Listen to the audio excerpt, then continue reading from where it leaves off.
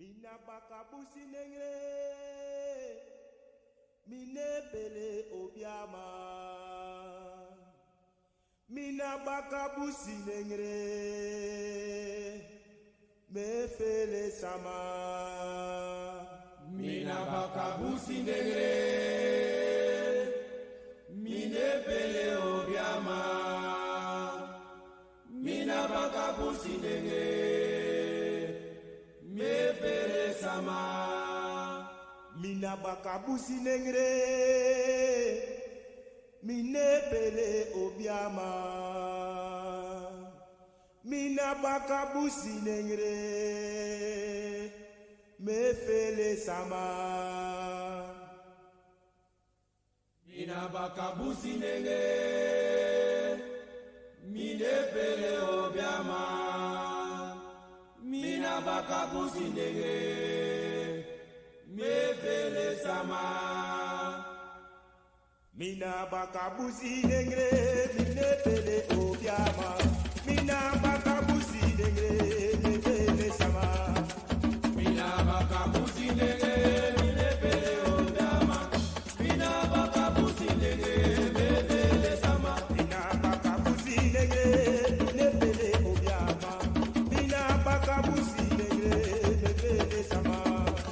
Mina bakabusi nengre, mine pele obiama. Mina bakabusi nengre, me fele sama. Mina bakabusi nengre, mine pele obiama.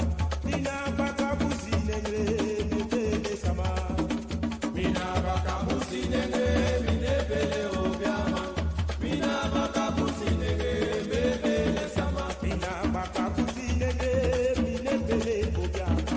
Mina bakabusi nengre, me fele sama. Mina bakabusi nengre, mine pele obiama. Mina bakabusi nengre, me fele sama. Ayo me fele sama, Me fele sama, mama me fele sama, me fele sama, sisa me fele sama, me fele sama, ay mama me fele sama, me fele sama, brother me fele sama, me fele sama, me fele sama, me fele sama, me fele sama, me fele sama, me fele sama. mina bakabusi nengre, mine pele obiama, mina bakabusi nengre, me fele sama. Mina bakabusi nengre, mine pele obiama. Mina bakabusi nengre, me fele sama. Mina bakabusi nengre, mine pele obiama, mina bakabusi nengre, me fele sama.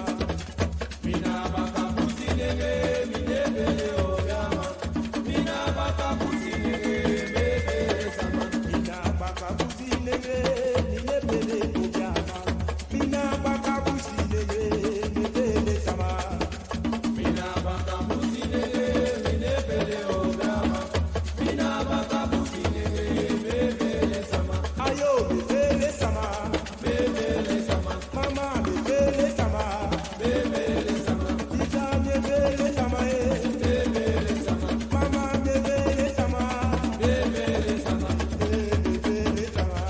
me fele sama. Mina bakabusi nengre, mine pele obiama, mina bakabusi nengre, me fele sama. Ayo.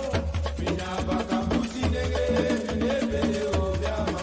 Mina bakabusi nengre, me fele sama, Ayo me fele sama, me fele sama, mama me fele sama, me fele sama, sisa me fele sama, me fele sama, mama me fele sama, me fele sama, mama me fele sama, me fele sama, sisa me fele sama. me fele sama.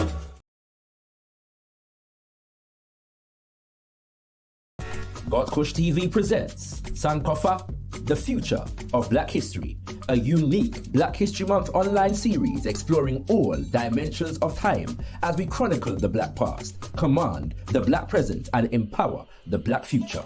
Workshops include The Future is Black, Why is Black History Under Attack?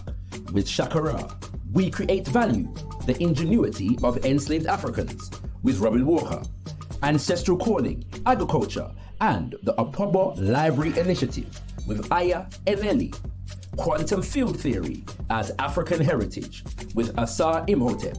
For full information including dates and registration, visit gotkushTV.com. We have made history. We are making history. There is history still to be made. Sankofa, the future of Black history. A Black History Month series not to be missed.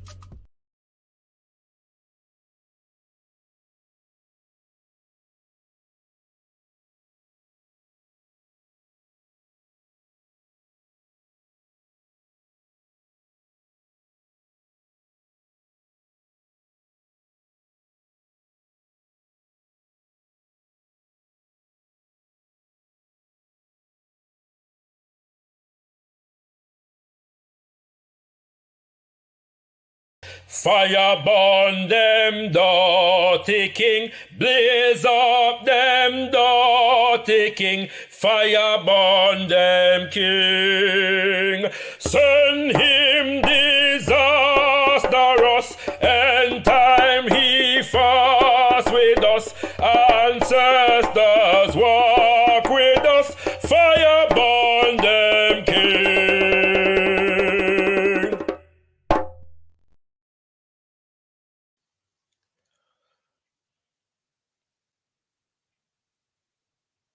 10-9 Mwali, be thankful unto the Mother, Father, creative life force of the universe. Kudzai, Modzimu, Mokoro. Give praises unto our great ancestors because our ancestors are worthy to be praised.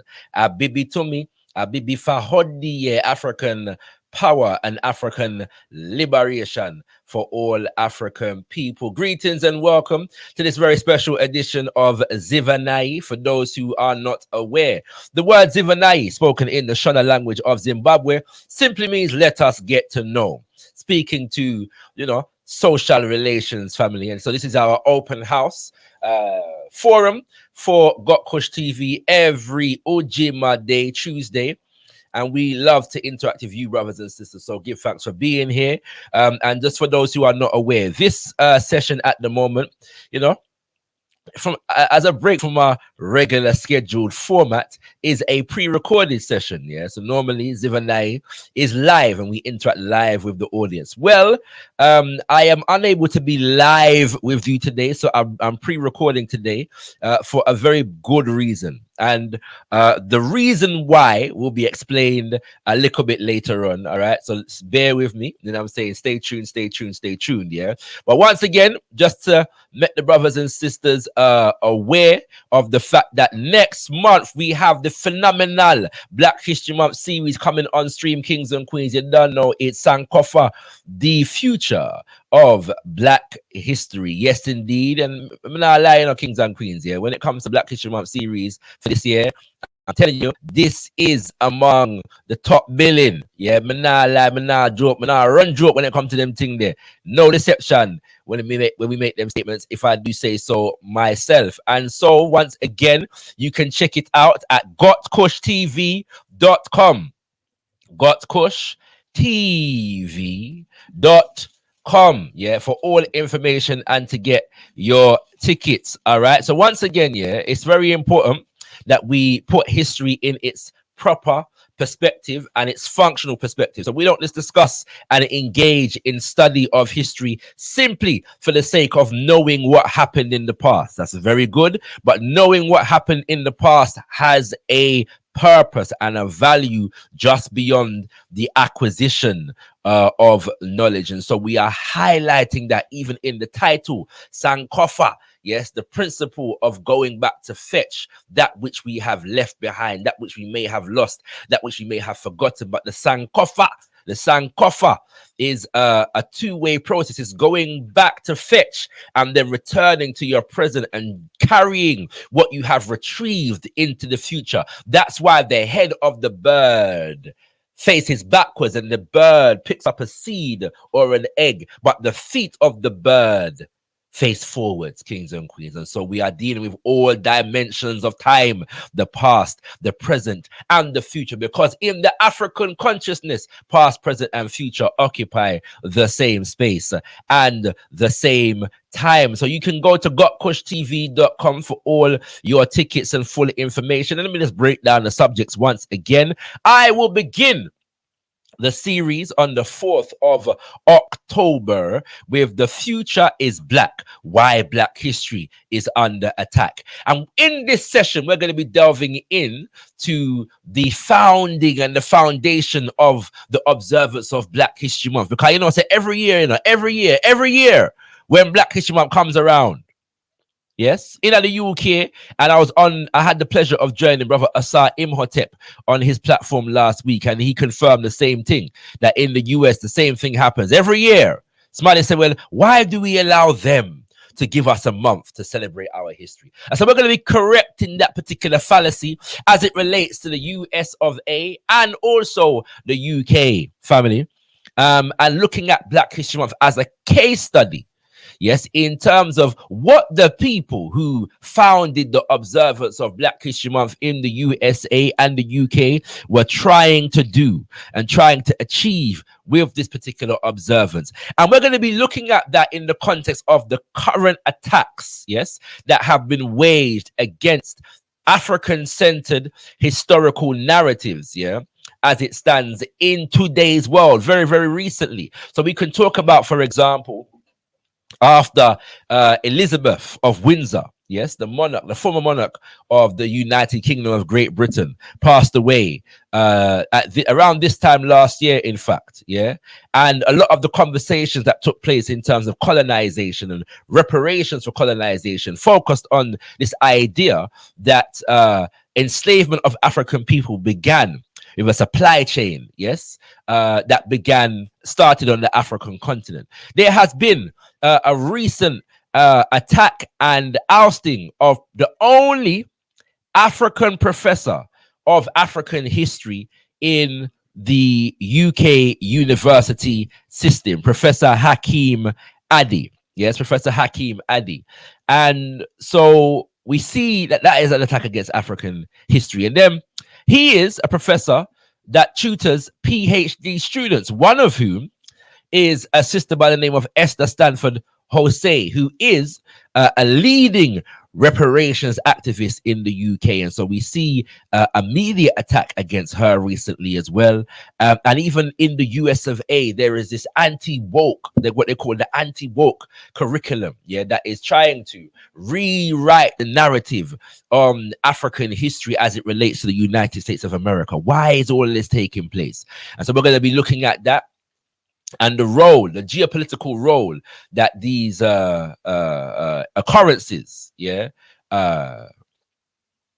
play within our current and future circumstances, kings and queens. Why is all of this happening? What's the purpose of all of this? Why are the people that have power and influence in the world so preoccupied and obsessed with having fidem narrative of our history dominate the geopolitical space? Yeah, we're going to look at that in relation to our development politically, economically, scientifically, technologically, and so forth, right? And then on the 11th of October, we have the Black History Man himself, the People's Professor, Robin Walker, author of When We Ruled, among many other titles, dealing with the subject of We Create Value, the ingenuity of enslaved Africans. And he's going to be delving into, not unrelated to the previous topic, this issue of the value that Africans created during enslavement, particularly and just after enslavement. And this is important because many people believe that Africans were enslaved purely for our labor. Little as it's known, we were not only enslaved for our labor, but also our ingenuity. And so Brother Robin Walker is going to break down, yes, the level and the number of inventions that were developed by African people on the technological level, on the scientific level, on the artistic level, on the cultural level. He's also going to engage an analysis of the wealth that was generated, yes, from these inventions and these creations from the time of enslavement up until today. And then we're going to look at what that means in terms of our current geopolitical context. The underlining, however, dimension of his presentation is the fact that the inventions that Africans created were created and invented in spite of the enslavement experience. And there must have been some ingenuity among African people that comes from our indigenous culture, nation, and civilization. And so that has implications for the present day and the future in terms of how we consider and understand scientific and technological development. And then third, we have our sister, Aya Eneli, yes, who is going to be speaking on the subject ancestral calling, agriculture, and the Opobo Library Initiative. Our sister, I first heard our sister present on a similar topic at the RBG Centennial Convention that took place in 2020. Shout out to brother Omowale Africa and all the brothers and sisters at Afrocentricity International who led on that initiative. Yeah, and our sister charted her journey of reconnecting with her ancestors and then reconnecting with the spiritual systems of her ancestors and how that inspired her to chart a journey towards developing a library in her home village of Opobo in now what is called Nigeria. But she also runs agricultural programs, and so we see the link between a connection to ancestry and how that defines present and future purpose. But then the library is not just a library. The library is an African-centered library in an indigenous village in Mama Africa, today what is called Nigeria.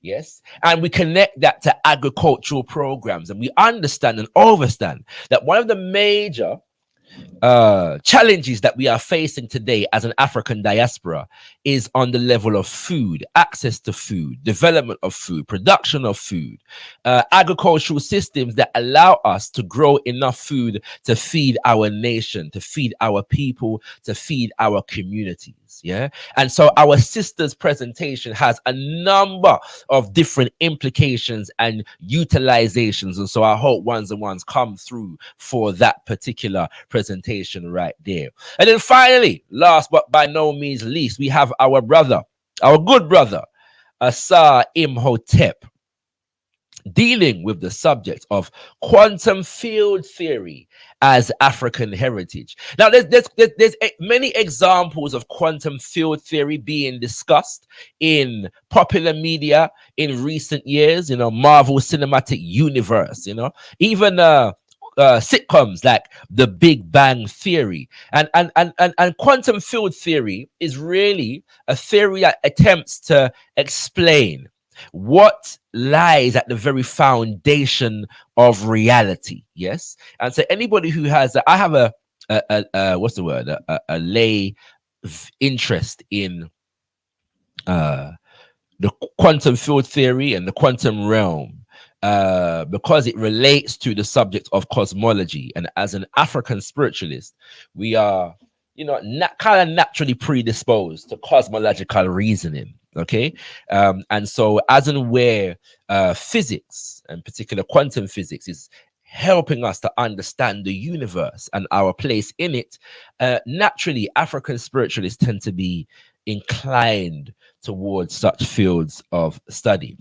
But those kinds of, and this is frontier science right now. Yeah, so this is, when I say that, this is a field of science that modern day scientists are heavily engaged in, because all of the answers haven't been found yet. Yeah, so this is frontier science right about now.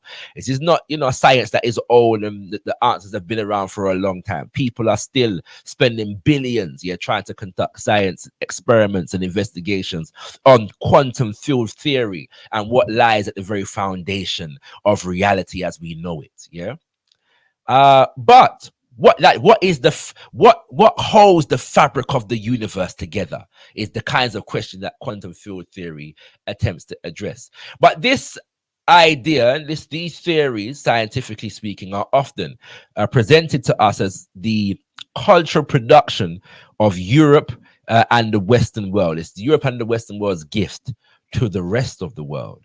And what if, in fact, quantum field theory is in fact a gift to the world from African people and African culture, or African cultures? What if that is the case? Brother Asar Imhotep is going to present on that subject, and in doing so,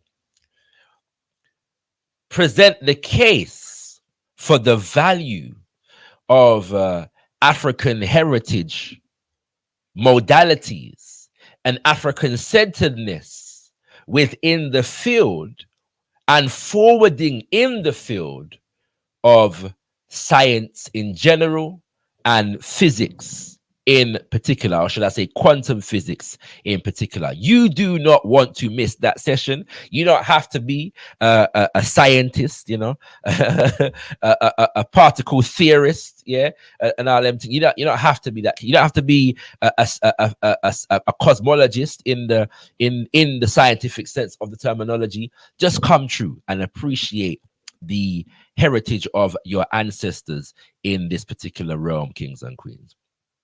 And so for those who are not aware, you can get your tickets at gotkushTV.com. Now, the tickets are £10 each for the sessions, yeah, and if you want to come to all 4 of the sessions, you can book the full series pass, which provides you 25% off the entire series, which means you are getting all 4 for the price of 3. You are only paying £30, yeah. And so I encourage ones and ones to come through on that particular pass, especially because once you do it, all of the presentations will be accessible to you. Okay, all of the presentations will be accessible to you from that day until whenever in the future. Yeah, this event is going to be exclusively online private event for the foreseeable future. All right, so I do encourage ones and ones to go through where that is concerned. Yeah, now you may have seen we're acquiring some sponsors for this event who are helping to get the word out about the event, and one of them is Black History Walks. Big up to our brother Tony Warner, who joined us on the platform last week, where I was breaking down a review of Oppenheimer. Yes, Oppenheimer, and all of these things. Yeah, and so as a sponsor, let me just make sure that I promote the next event of Black History Walk. So you can go to www.blackhistorywalks.co.uk for more information. But the next major event of Black History Walks takes place this coming Saturday on the 16th of September. The 16th of September, and it's a film showing. Black History Walks is involved in the African Odysseys film showings at the BFI over there in Southwark. Sorry, Waterloo, not Southwark. Don't worry. All right. And so the next film is Amma, an African Voyage of Discovery.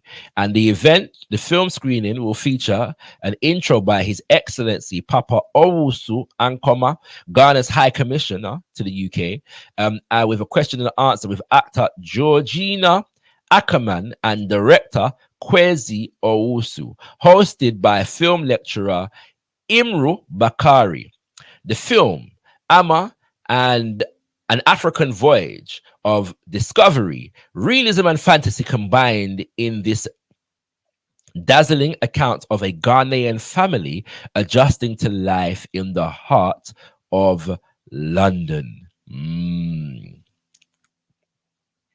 Drawing on the ancient belief of ancestral visitation, spiritual prophecy, and reincarnation, Amma combines fantasy with realism. Acclaimed for its dramatic depiction of conflicts arising from migration, the film is now presented as a director's cut with new footage and additional music. Tickets are only £6.50, kings and queens. £6.50 to come through to that event right there. So you do not want to miss this. I promise you, you do not want to miss this film showing. So do check that out.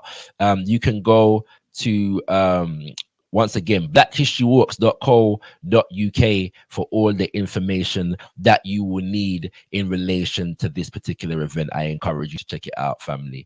It's going to be powerful. All right. Okay. So the reason why we are pre-recording today, family, is in fact the fact that it is the 90th birthday of my grandmother, my paternal grandmother, my grandmother on my father's side, my father's mother. And so as you are watching this, I am currently at my grandmother's house, showering all kinds of blessings, panar, and all of these things. All right. And so, this couldn't be live with the brothers and sisters today because grandma, mama, as we call her, is 90. And so we're going we're celebrating her birthday. We're going to be celebrating her birthday later on in the week as well, but the birthday is today. And so there's nowhere in the world that I was going to be other than with my grandmother at this time. And so that is why we are pre-recording today. And so I thank you for your overstanding and your patience in this regard. We will be back live with you next week as usual. Okay. And so we give thanks for that. So love, mama. And I will see you again next week. In the meantime, between time, I will encourage and ask and request for all brothers and sisters to please share the website and the flyer for Sankofa, the future of Black history. I would appreciate all assistance from brothers and sisters, appreciate the supporters of gotkushTV in continuing to promote that event. Much appreciated, much appreciated, much appreciated. Okay, so as you know, generally when we're dealing with Zivanai, I have a topic that I want to get into and I open for conversations. And so you'll be able to join this conversation next week if you have a point of view. I did put out the call for anybody who wants me to deal with some subjects and some topics, and I believe it was my brother Set Imhotep who said that he would like me to break down Wagwan for the uprisings in West Africa right now. And it's a topic that we haven't dealt with yet. Stay tuned, because I am putting together a panel on that very topic soon. We're gonna have a whole panel on that very topic soon. All right, and we're gonna get we're probably gonna do more than one.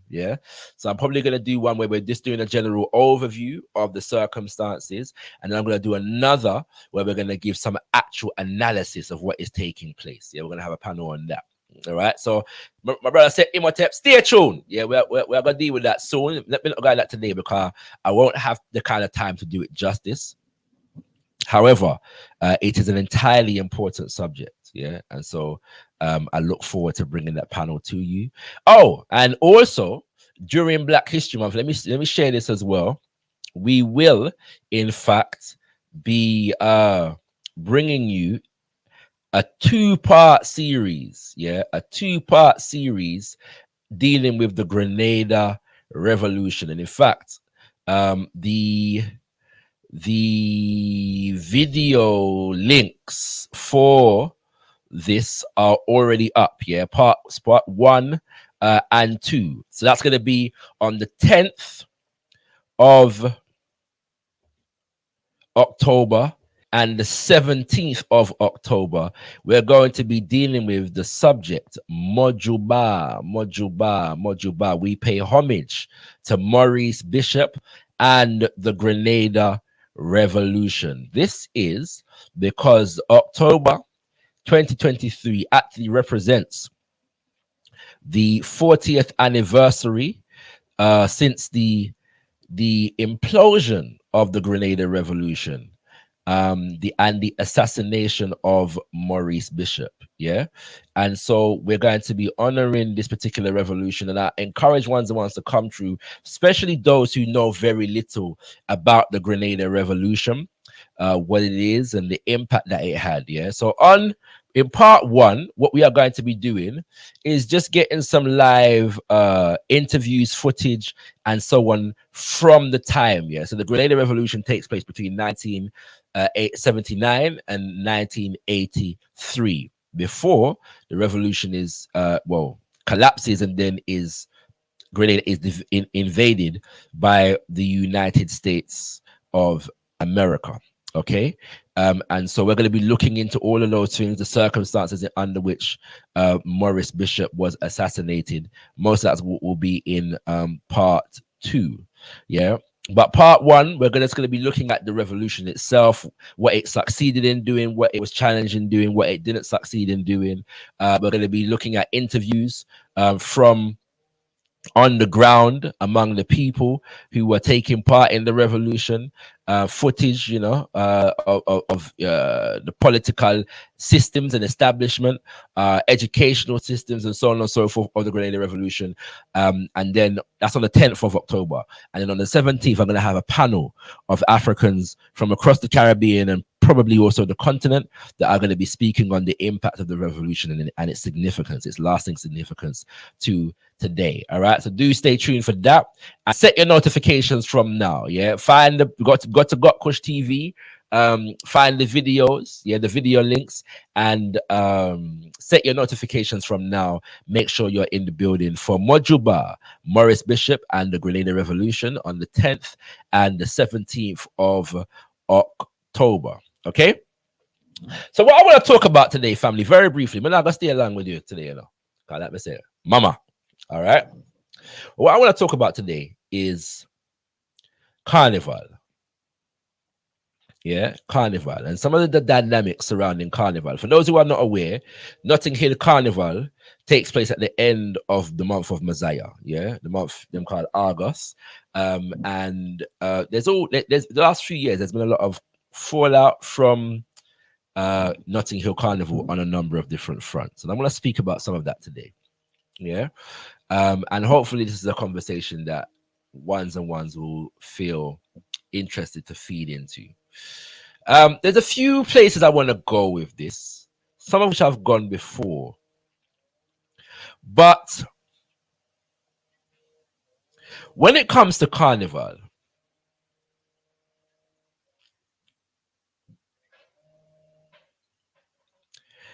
in recent years, there's been some backlash around the amount of particularly Afro beats that is being played at Carnival. Yeah. There's also a conversation about the extent to which Monday at Notting Hill Carnival, which is supposed to be Children's Day, Sunday at Notting Hill Carnival, which is supposed to be Children's Day, is in fact Children's Day. Yeah. And the fact that there's a question as to whether attendance to Notting Hill Carnival on Sunday actually overstand and respect the fact that the Sunday is supposed to be dedicated to the children. That fact speaks to whether people fully appreciate and understand the legacy of Notting Hill Carnival and what it means, what it represents. All right. And the issue that we have here is that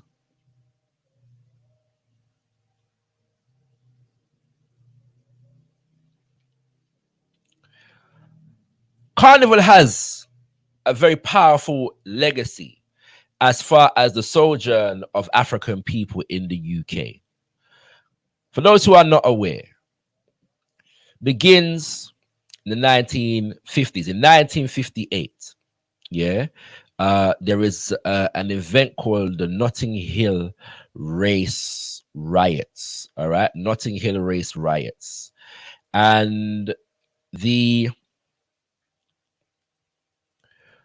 what precipitated this particular race riot, so-called, in 1958, was groups of white men running through the homes of Africans in Notting Hill, recent immigrants to the country who had bought homes, yeah, and were residing in Notting Hill, and basically ransacking their houses and committing violence against us on the streets and so on and so forth. Yeah. And also around a similar time, yes, there is the murder, the racist murder of a man by the name of Kelso Cochran. Yeah, Kelso Cochran. Okay. And so the African community is galvanizing around these issues. Yeah. Kelso Cochran, I should say, was murdered in 1959. All right. Murdered in 1959. Now, the African community is galvanizing around the racist murder of Kelso Cochran and also fighting back against the racist attacks that they were facing with these white men in Notting Hill. And we know it's a man from all Brixton drive up on Notting Hill to come defend the thing them time there. Yeah. Okay. So all of that is taking place. A number of African men are arrested for defending themselves during the Notting Hill race riots because the police weren't doing anything, yes, in relation to the attackers. Okay. All right. Some man start carrying some cutlass and some cricket bat on the road, yeah, to defend the thing. So they were arrested for possession of an offensive weapon. And what happens is there's a woman by the name of Claudia Jones on the bill, who is considered to be the mother of Notting Hill Carnival, rightfully so. And she's already organizing the community, and she organizes the community for the first, what they call Caribbean or West Indian Carnival in 1959. This is the origin of Notting Hill Carnival.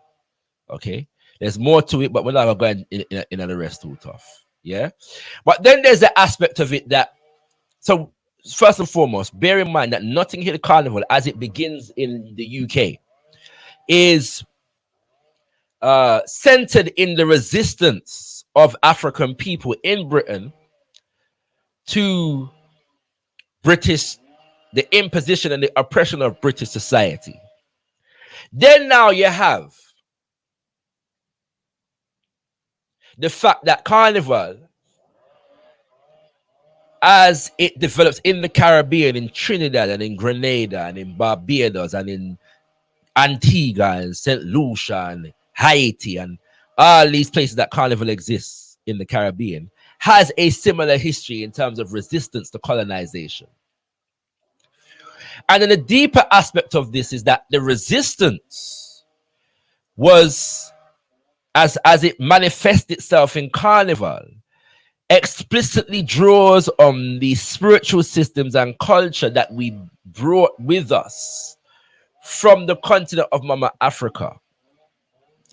And there's a whole narrative of Carnival now that centers the Catholic Church, that centers Greco-Roman deities, that centers celebrations that were common among French colonizers and British colonizers, often again linked to the Catholic Church. And we don't deny that that element is a part of the story because of the fact that Carnival developed in the context of enslavement and colonization.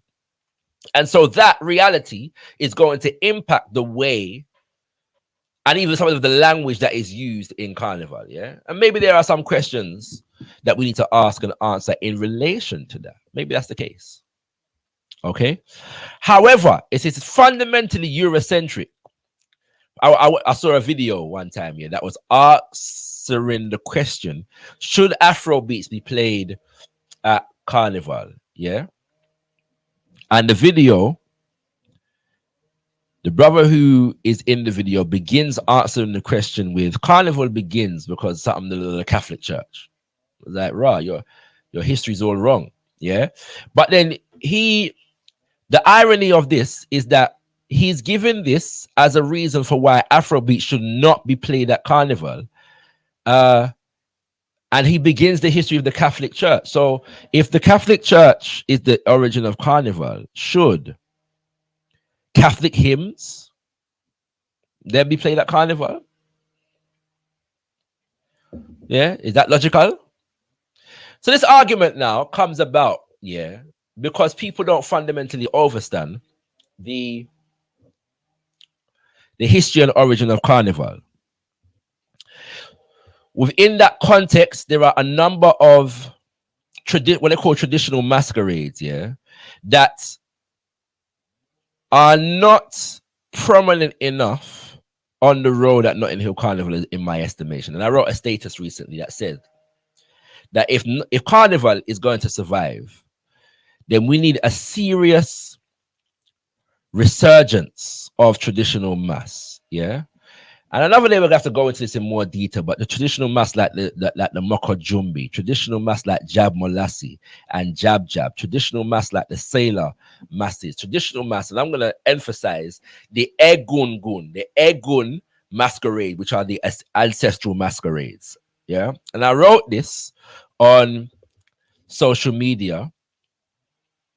And in fact, prior to that, I was challenged on social media about the fact that Carnival is now basically a sex festival that gives honor to a Bacchus, a Greco-Roman pedophilic homosexual deity. All right, and I challenged this idea, and in challenging it, I brought up the traditional mass and also the African origin, yes, of our masquerades. And a brother said to me that the issue, paraphrasing, the issue is that if we are dealing with Egun masquerade and so on and so forth, it means that, we can't dance naked on the road. And he's correct.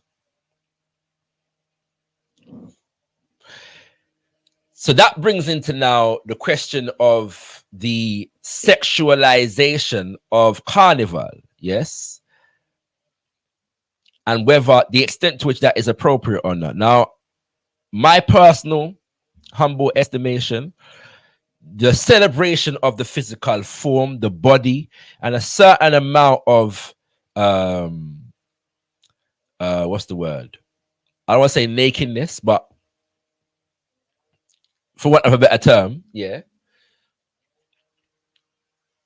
within a particular context is not something that we need to frown upon in general, completely, and reject completely. The issue that we have is that I think there is a significant argument to be made that there is an imbalance, if we're talking about Carnival from a cultural point of view, and not just a celebration, festival, enjoyment, good time point of view. There seems to be an imbalance between the emphasis on that sexual expression, which is a part of Carnival. And we're not ashamed about that.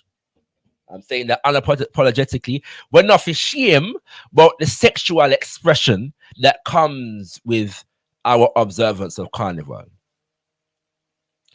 But having said that, there is a legitimate question to ask about the extent to which that sexual expression is dominating our sensibilities and creating a severe imbalance between our appreciation for the deeper cultural, spiritual significance of Carnival. In other words, what I am saying is the hypersexualization that we see in Western society in general having an impact upon how we view and engage in our own cultural expression, to the extent that we see that hypersexualization as our culture. That is a problem. I hope you don't understand where me I say. Yes? That is a problem.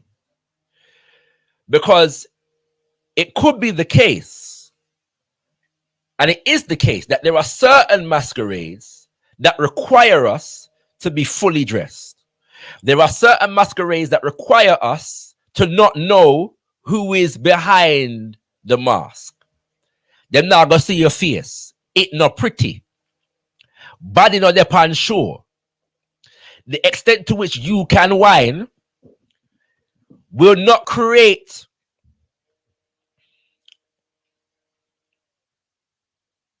viral pics and video for the Insta. That naga go on. But it is an essential aspect of our culture. If we say we want to defend and preserve and promote the culture of Carnival, these are essential aspects of our culture that don't seem to be getting as much of the limelight, as much of the conversation, as much of the notoriety, and as much of the people flocking towards them in terms of wanting to manifest them on the road. So that brings up the question now, when we talk about the culture of Carnival and preserving it and defending it, are we really serious about that if the extent of our preservation only relates to the sexual celebration, the celebration of the body? I mean, man, you know, there's few things in the only thing more beautiful, yes,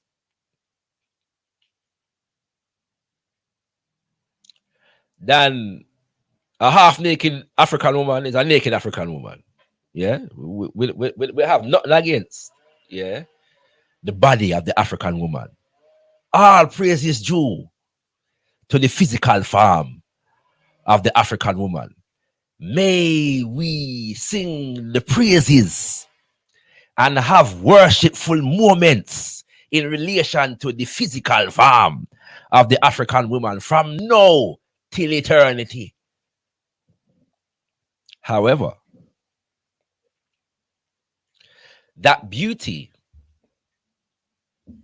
and that celebration cannot be our only consideration in life, especially where our children are concerned, in terms of what we educate them about, not just how we bring them into existence.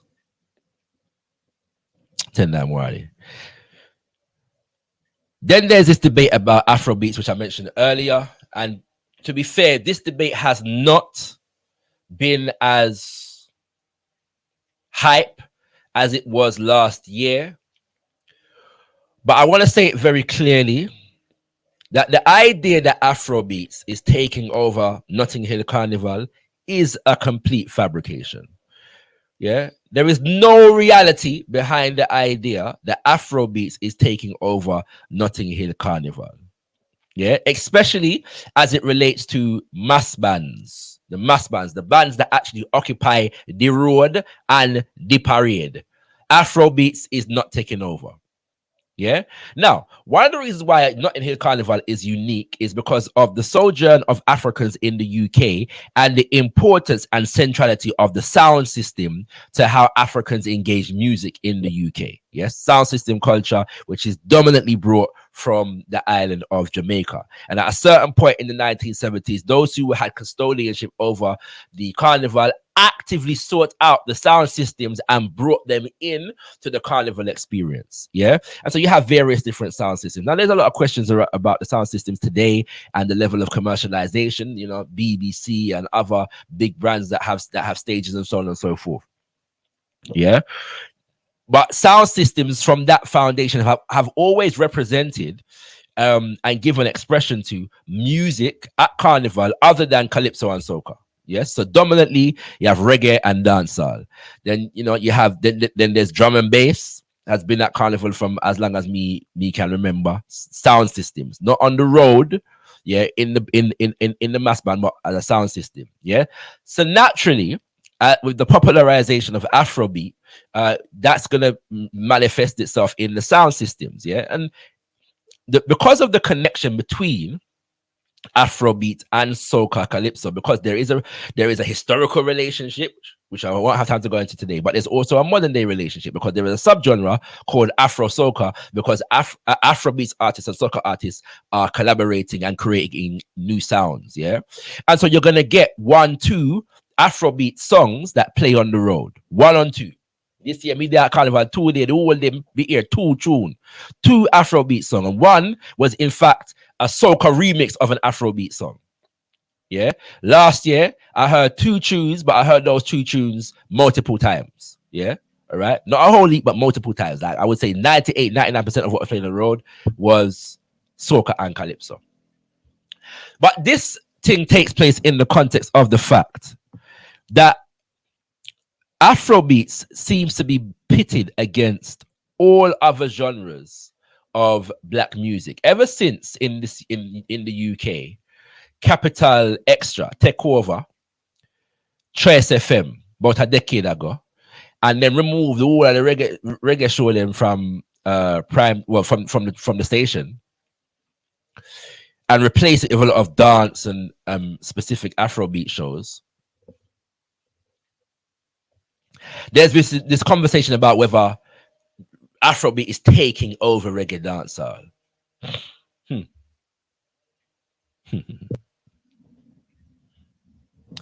Then now you have this conversation about Afrobeat taking over the role of Carnival.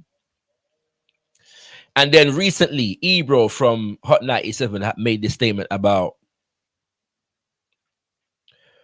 record labels no longer looking for hip-hop acts because Afrobeat is well a thing there. Yeah. And so we see in the popular space that Afrobeats is constantly being pitted against other forms of black music. And the question is why? Why is this being done? And if we understand our connectedness as an African people and an African diaspora, why are we feeding into that nonsense conversation? As we said, Afrobeats is not taking over the road at Carnival. And if it was, I would have something to say about it. Yeah? When me go a bingy, Rastafari a bingy me one year. All right? When me go a sound clash, dancehall sound clash, dancehall reggae me one year. All right? If me go Ghana independence or Nigeria independence, Afrobeat and high life me one year. If me go Nigeria, Ghana independence, or Iriji, yes, or Homowo festival, or Akwasidaye. Yeah, these are all indigenous festivals among Yoruba and Igbo and Ashanti people. And up here, reggae dancer, me I hear, I'm gonna be disappointed. Yeah, I want to hear indigenous, spiritual, ritual, culture music, as well as the more popular forms. Yeah, the high life and the Afrobeat and the rare. And so there's a place, there's an argument for saying that we need to preserve the dominance of Afrobeat, particularly in the mass band during Carnival. I would agree with that. Yeah, so I'm not debating that issue. I'm simply saying the idea that Afrobeats is in fact dominating and taking over the road at Carnival is a complete lie. And everybody that is promoting that idea is doing so from a sense of anti-Africanness. Completely. Yeah, I'm not begging no friend for say them thing there. It's a fact. Because it's not manifestly an issue. Yes? And we're feeding into and buying into some divisionary tactics among ourselves as African people. All right. And so I'm raising all of these points because it's an ongoing conversation that needs to take place. Yeah. There's an ongoing conversation that needs to take place as regards how we engage in Notting Hill Carnival. And I am inspired particularly by an organization and a group in Trinidad, which is referred to as Canbole Movement. And every year before the major carnival observance, they engage in a reenactment of Canboulay, which is the resistance of African people, which actually fed into why Carnival developed in Trinidad in the first place. Yes, this was a resistance against colonization. Okay, and they engage in that reenactment every year. And I'm saying that similar things are needed for us in the UK. It would be powerful if we did a Notting Hill race riots reenactment, for example. It would be powerful if we had an event, because of the fact that a lot of the traditional masquerades are not profiled as highly as they should be. And there's a whole debate internationally around what I'm called pretty mass, which is like the feathers and the beads and the jewels and the rare versus traditional mass, yeah, which is what I've been referring to. And so we don't have to worry about pretty mass for those who are devoted to pretty mass, because that is very popular, and all signs of the development of Carnival internationally suggest that that kind of mass is going to be very popular and have significant commercial value from here on out. What is suffering, it would seem, is the traditional mass and traditional forms of mass, as in, you know, even just how the costumes are made, the masquerades are made, and them kind of things there.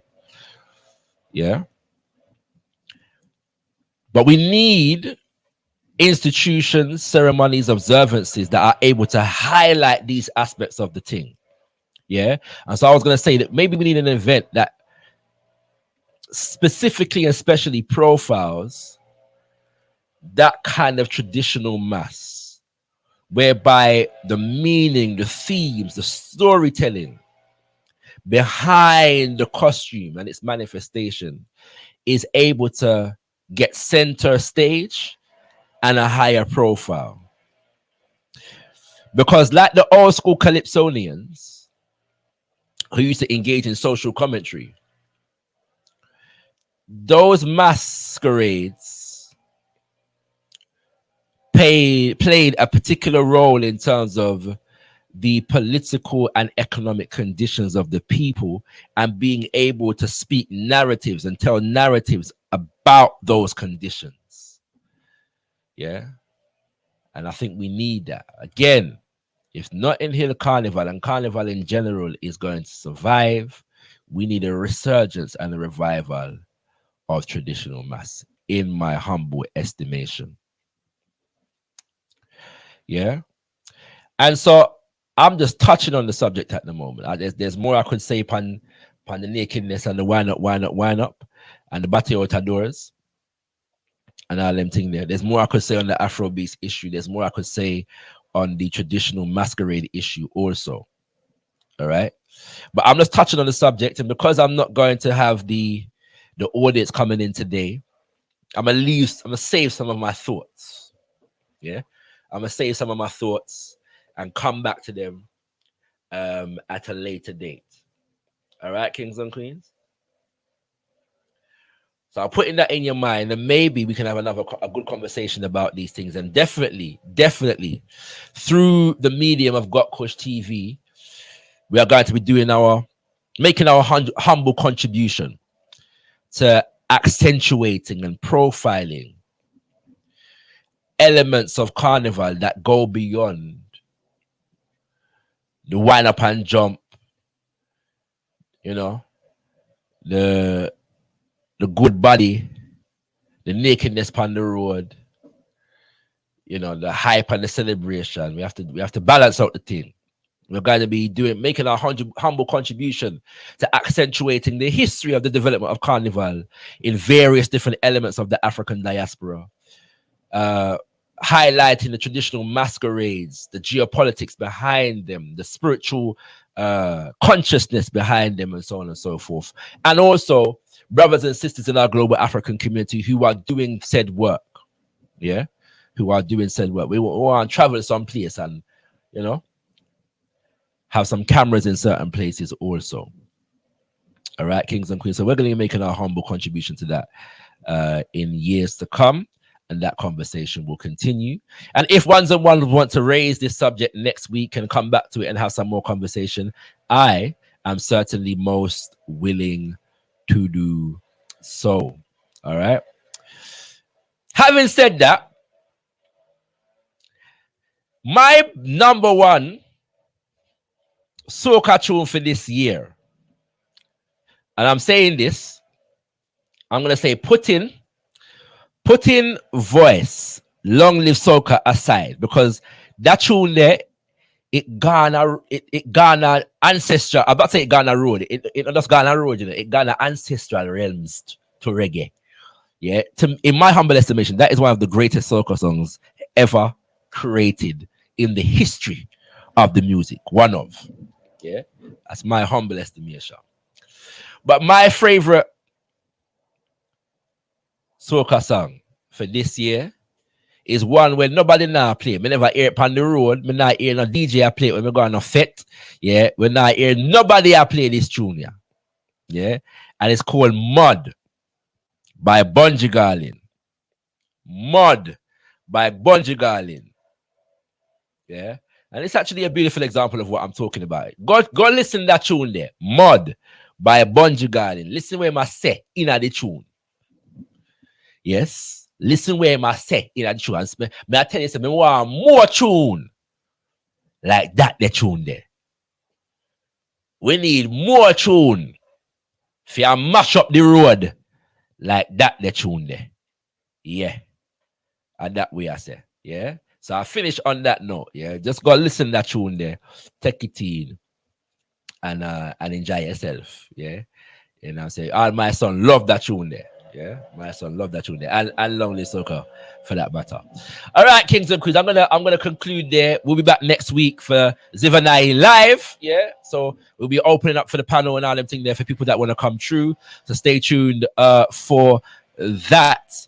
Remember, once again, Sankofa, the future of Black history is coming up. Yeah, the future of Black history is coming up next month, and so you can get your tickets at gotkushTV.com. All the information is there. Remember, each presentation, each session is £10, and you can get all 4 for the price of 3, only paying £30 for the entirety of the thing. So we look forward to seeing all of the brothers and sisters there. Check it out. Once again, we are sponsored by Black History Walks and Black History Walks. Go to blackhistorywalks.co.uk and find the information for the film screening of African Odysseys at the BFI this coming Saturday. The film is Amma, An African Voyage of Discovery. Tickets, yeah, admission is only £6.50. You want to check that out, kings and queens. You know what I mean? You want to check that out. All right. 10 9 1, be thankful unto the Mother, Father, creative life force of the universe. Kuzai Muzimu Mukuru, give praises unto our great ancestors. Abibi Tumi, Abibi Fahodiye, African power and African liberation for all African people. Share.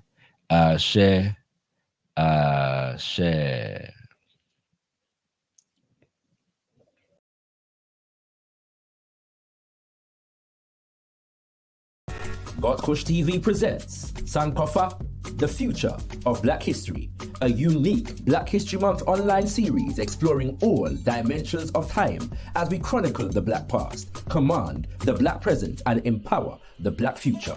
Workshops include The Future is Black. Why is Black history under attack? With Shakara. We Create Value, the ingenuity of enslaved Africans. With Robin Walker. Ancestral Calling, Agriculture, and the Opobo Library Initiative with Aya Eneli. Quantum Field Theory as African Heritage with Asar Imhotep.